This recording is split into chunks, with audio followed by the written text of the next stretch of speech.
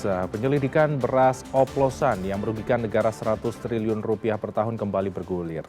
Kejaksaan Agung Republik Indonesia akan melakukan pemeriksaan terhadap 6 perusahaan terkait beras oplosan hari ini. Kita tergabung dengan rekan kami koresponden CNN Indonesia, Nova Naya Antaka. Halo, selamat siang Naya. Naya, dari pantauan Anda, dari 6 perusahaan ini apakah pihak 6 perusahaan ini datang memenuhi panggilan dan apa saja sorotan penting dari pemeriksaan ini, Naya?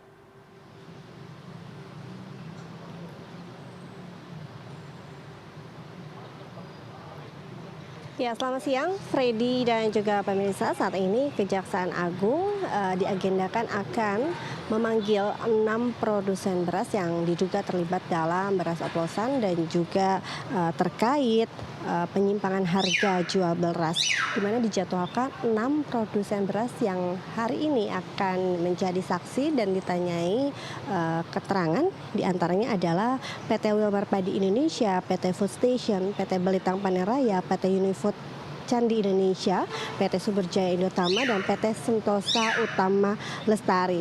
Freddy, namun terkait apa saja nanti bahan ataupun informasi ataupun materi yang nantinya akan ditanyai oleh ke-6 produsen beras ini, memang dari Kepala Pusat Penerangan Hukum Anang Supriyatna belum memberikan keterangan yang lebih detail terkait hal tersebut, dan juga masih memastikan apakah hingga siang hari ini ke-6 produsen beras tersebut telah hadir dan juga memenuhi panggilan dari Kejaksaan Agung.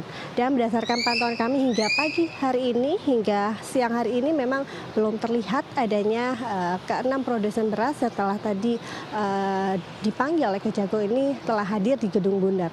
Dan jika kita melihat awal dari kasus ini adalah dari laporan Kementerian Pertanian, di mana di 10 provinsi menemukan adanya dugaan beras oplosan. Ada sekitar 212 merek yang diduga beras premium ini dicampur dengan beras medium. Dan tentunya Freddy, ini menjadi sorotan publik karena memang kerugian negara ini cukup fantastik, hampir 100 miliar rupiah atau sekitar 99 triliun rupiah akibat pengoplosan beras dan juga terkait mutu beras yang memang disalahgunakan.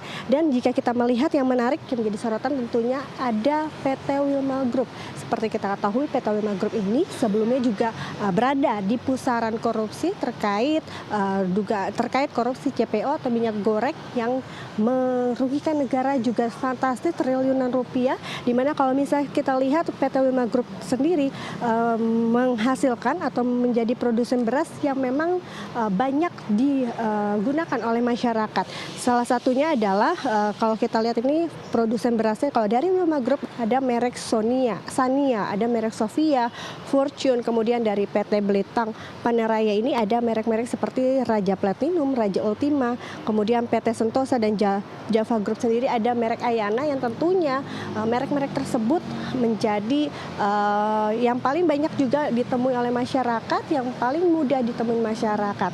Dan jika kita melihat dari statement Kepala Badan Pangan Nasional Arief Nasution mengatakan bahwa jika kita melihat modus dari kasus ini adalah ketika beras medium yang harganya Rp12.000 ini dilabeli dengan beras premium dengan harga yang lebih tinggi, yaitu Rp15.000. Kemudian pada saat itu juga diduga adanya kenaikan harga beras, padahal kalau misalnya kita melihat pada bulan April ini terjadi surplus beras di Indonesia panen raya, yaitu sekitar 3-4 ton. Sehingga dari Badan Pangan Nasional juga mengatakan tidak mungkin ada kenaikan beras di saat atau kondisi surplus beras pada panen raya pada bulan April, yaitu sekitar 3-4 ton.